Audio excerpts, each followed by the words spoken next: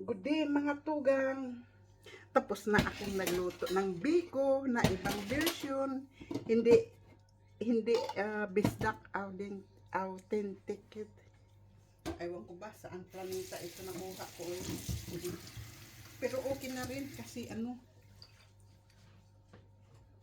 hindi matigas. Ayaw ko ng matigas ng kanin.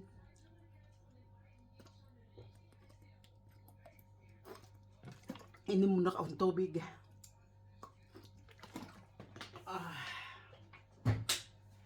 So, haunin na natin ang ating bake na biko na may latik sa ibabaw.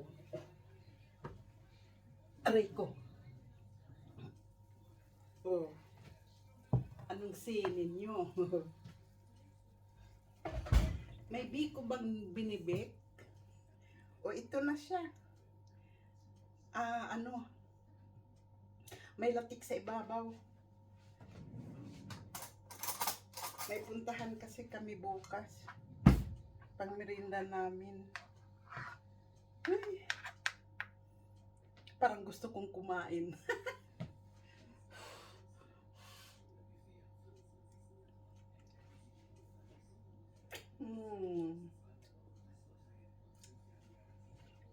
Grabe!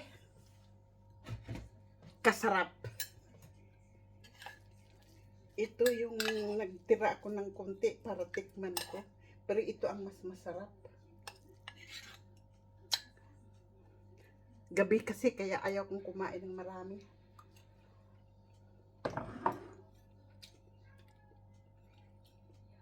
Wak na kasi. Mega sarap talaga.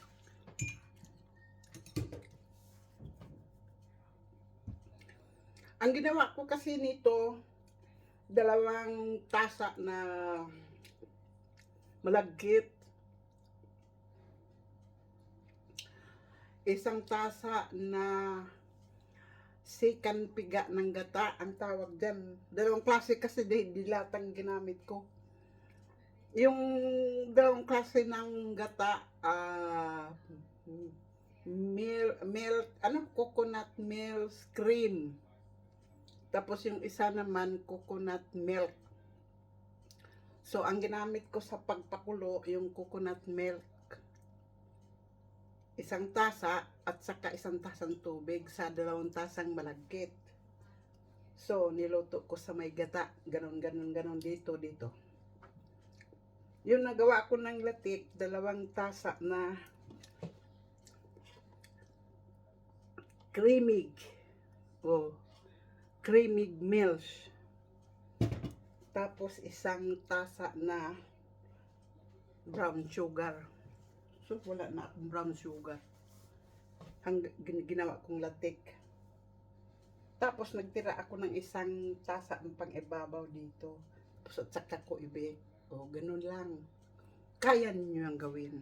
So, salamat sa panood.